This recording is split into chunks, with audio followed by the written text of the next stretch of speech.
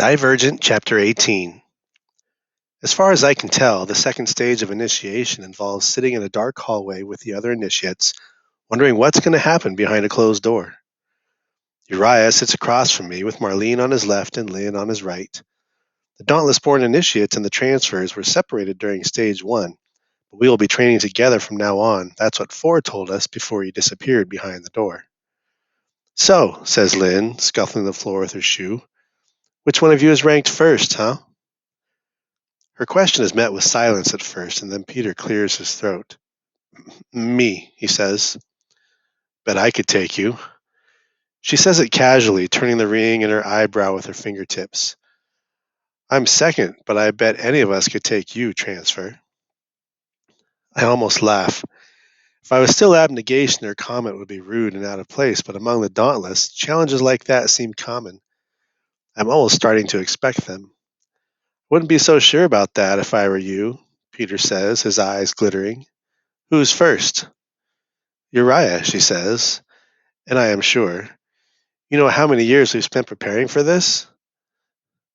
If she intends to intimidate us, it works. I already feel colder.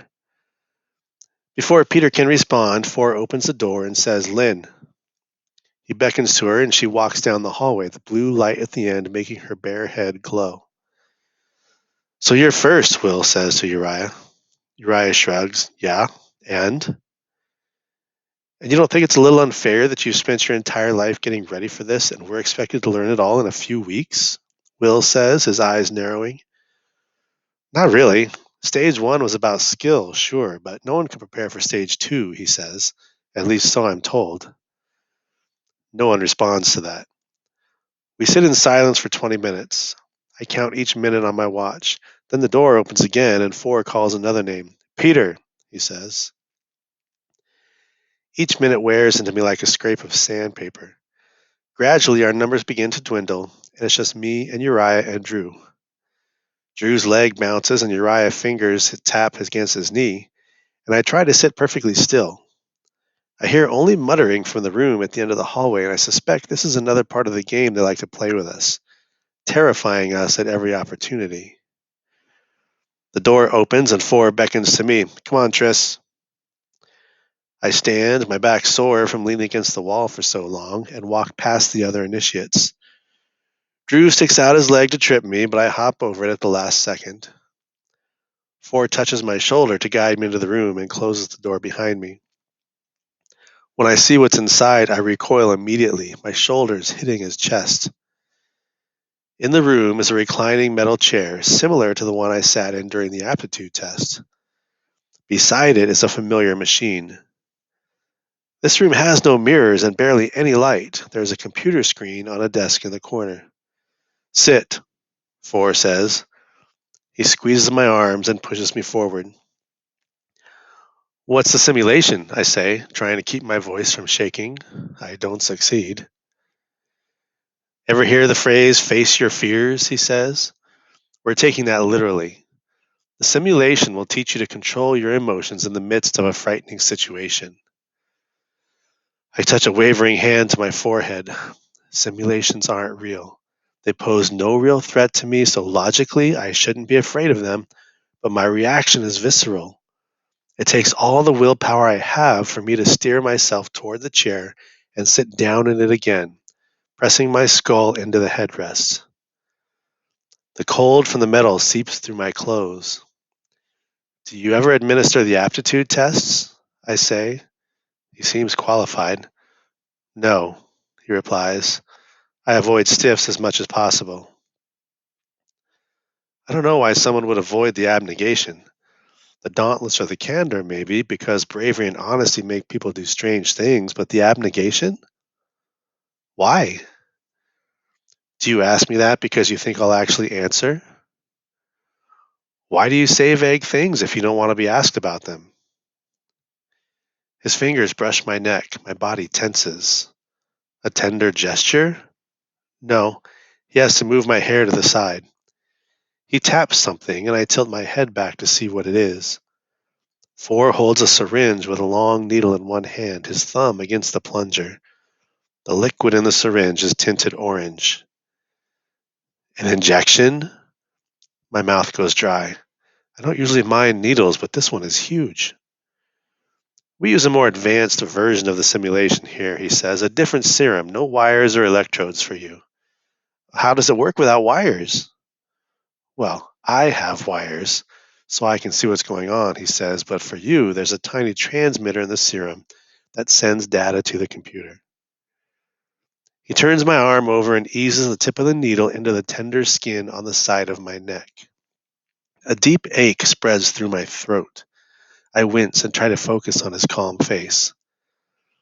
The serum will go into effect in 60 seconds. This simulation is different from the aptitude test, he says. In addition to containing the transmitter, the serum stimulates the amygdala, which is the part of the brain involved in the processing negative emotions, like fear, and then induces a hallucination. The brain's electrical activity is then transmitted to our computer, which then translates your hallucination into a simulated image that I can see and monitor. I will then forward the recording to Dauntless administrators. You stay in the hallucination until you calm down, that is, lower your heart rate and control your breathing. I try to follow his words, but my thoughts are going haywire. I feel the trademark symptoms of fear, sweaty palms, racing heart, tightness in my chest, dry mouth, a lump in my throat, difficulty breathing. He plants his hands on either side of my head and leans over me.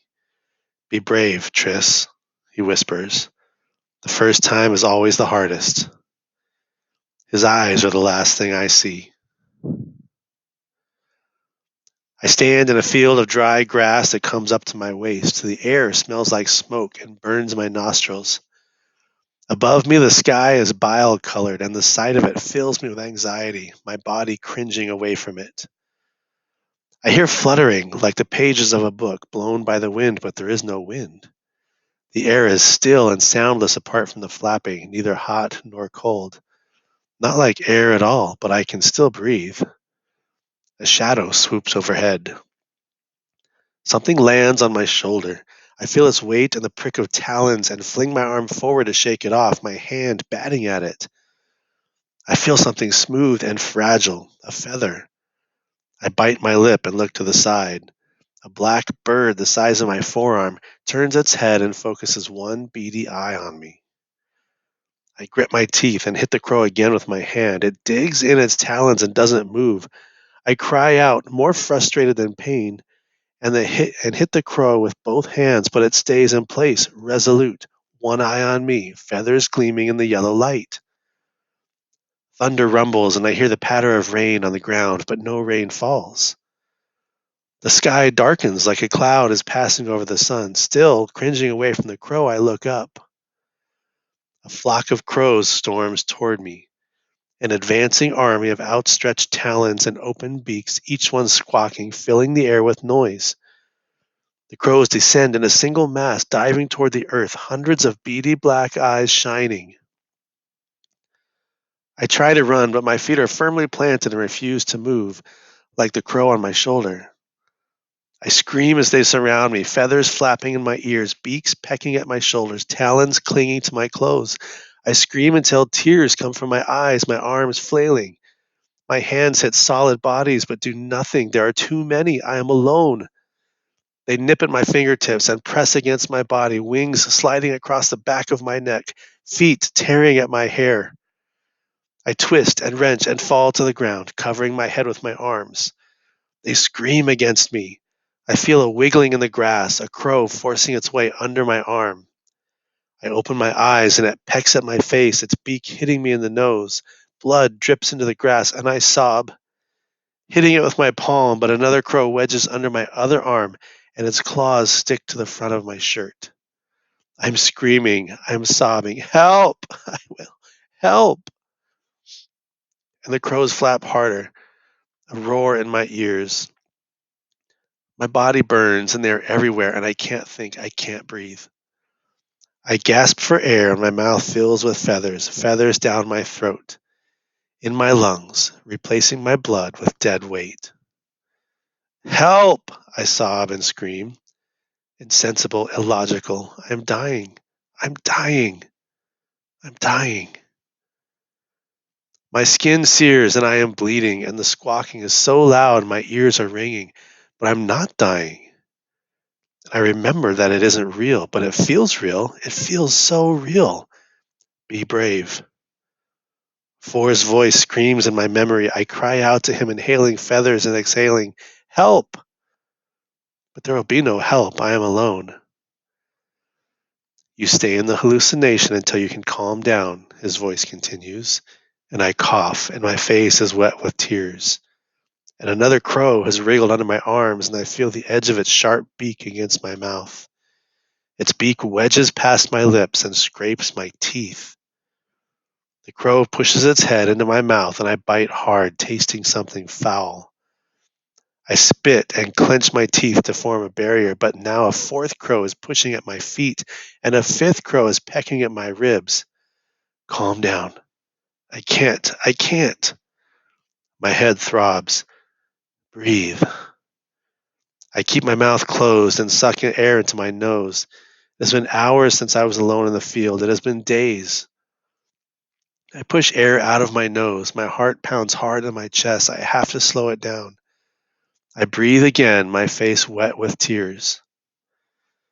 I sob again and force myself forward, stretching out on the grass, which prickles against my skin. I extend my arms and breathe. Crows push and prod at my sides, worming their way beneath me, and I let them. I let the flapping of wings and the squawking and the pecking and the prodding continue, relaxing one muscle at a time, resigning myself to becoming a pecked carcass. The pain overwhelms me. I open my eyes and I am sitting in the metal chair. I scream and hit my arms and head and legs to get the birds off me, but they're gone, though I can still feel the feathers brushing the back of my neck and the talons in my shoulder and my burning skin. I moan and pull my knees to my chest, burying my face in them. A hand touches my shoulder, and I fling a fist out, hitting something solid but soft. "Don't touch me," I sob. "It's over," For says. The hand shifts awkwardly over my hair, and I remember my father stroking my hair when he kissed me goodnight, my mother touching my hair when she trimmed it with the scissors. I run my palms along my arms, still brushing off feathers, though I know there aren't any. "Tris." I rock back and forth in the middle chair. "Tris, I'm going to take you back to the dorms, okay?" "No," I snap. I lift my head and glare at him, though I can't see him through the blur of tears. "They can't see me, not like this." "Oh, calm down," he says. He rolls his eyes. "I'll take you out the back door."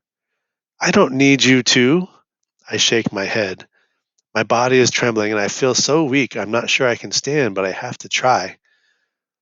I can't be the only one who needs to be walked back to the dorms. Even if they don't see me, they'll find out. They'll talk about me. Nonsense. He grabs my arm and hauls me out of the chair. I blink the tears from my eyes, wipe my cheeks with the heel of my hand, and let him steer me toward the door behind the computer screen. We walk down the hallway in silence. When we're a few hundred yards away from the room, I yank my arm away and stop. "Why did you do that to me?" I say. "What was the point of that, huh? I wasn't aware that when I chose Dauntless I was signing up for weeks of torture." "Did you think overcoming cowardice would be easy?" he says calmly. "That isn't overcoming cowardice. Cowardice is how you decide to be in real life, and in real life I'm not getting pecked to death by crows for." I press my palms to my face and sob into them. He doesn't say anything, just stands there as I cry. It only takes me a few seconds to stop and wipe my face again. "I want to go home," I say weakly. But home is not an option anymore. My choices are here or the factionless slums. He doesn't look at me with sympathy. He just looks at me. His eyes look black in the dim corridor, and his mouth is set in a hard line. "Learning how to think in the midst of fear," he says, "is a lesson that everyone, even your stiff family, needs to learn. That's what we're trying to teach you. If you can't learn it, you'll need to get the hell out of here because we won't want you." "I'm trying." My lower lip trembles. "But I failed. I'm failing." He sighs. How long do you think you spent in that hallucination, Triss? I don't know. I shake my head. A half hour? 3 minutes, he replies. You got out 3 times faster than the other initiates. Whatever you are, you're not a failure. 3 minutes? He smiles a little. Tomorrow you'll be better at this. You'll see. Tomorrow? He touches my back and guides me toward the dormitory. I feel his fingertips through my shirt. Their gentle pressure makes me forget the birds for a moment. What was your first hallucination? I say, glancing at him. It wasn't a what so much as a who. He shrugs. It's not important. And are you over that fear now? Not yet. We reach the door to the dormitory and he leans against the wall, sliding his hands into his pockets. I may never be. So they don't go away? Sometimes they do, and sometimes new fears replace them. His thumbs hook around his belt loops. But becoming fearless isn't the point. That's impossible. It's learning how to control your fear and how to be free from it. That's the point. I nod. I used to think the Dauntless were fearless. That is how they seemed anyway. But maybe what I saw as fearless was actually fear under control. Anyway, your fears are rarely what they appear to be in the simulation, he adds. What do you mean? Well, are you really afraid of crows? He says, half smiling at me. The expression warms his eyes enough that I forget he's my instructor. He's just a boy talking casually, walking me to the door. When you see one, do you run away screaming? No, I guess not. I think about stepping closer to him, not for any practical reason, but just because I want to see what it'd be like to stand that close to him, just because I want to. Foolish, the voice in my head says. I step closer and lean against the wall too, tilting my head sideways to look at him. As I did on the Ferris wheel, I know exactly how much space there is between us, 6 inches. I lean less than 6 inches. I feel warmer, like he's giving off some kind of energy that I'm only now close enough to feel. So what am I really afraid of? I say. I don't know, he says. Only you can know. I nod slowly. There are a dozen things it could be, but I'm not sure which one is right or if there's even one right one. I didn't know becoming dauntless would be this difficult, I say, and a second later I'm surprised that I said it, surprised that I admitted to it. I bite the inside of my cheek and watch for it carefully. Was it a mistake to tell him that? It wasn't always like this, I'm told, he says, lifting a shoulder. My admission doesn't appear to bother him. Being dauntless, I mean. What changed? The leadership, he says. The person who controls training sets the standard of dauntless behavior. 6 years ago, Max and the other leaders changed the training methods to make them more competitive and more brutal. Said it was supposed to test people's strength, and that changed the priorities of Dauntless as a whole. Bet you can't guess who the leader's new protege is. The answer is obvious, Eric. They trained him to be vicious, and now he will train the rest of us to be vicious too. I look at 4. Their training didn't work on him. So if you were ranked first in your initiate class, I say, what was Eric's rank? Second. So he was their second choice for leadership? I nod slowly. And you were their first. What makes you say that? The way Eric was acting at dinner the first night. Jealous even though he has what he wants. 4 doesn't contradict me. I must be right. I want to ask why he didn't take the position the leaders offered him, why he is so resistant to leadership when he seems to be a natural leader. But I know how 4 feels about personal questions. I sniff, wipe my face one more time, and smooth down my hair. Do I look like I've been crying? I say. He leans in close, narrowing his eyes like he's inspecting my face. A smile tugs at the corner of his mouth, even closer, so we would be breathing the same air if I could remember to breathe. No, Triss, he says. A more serious look replaces his smile as he adds, you look tough as nails.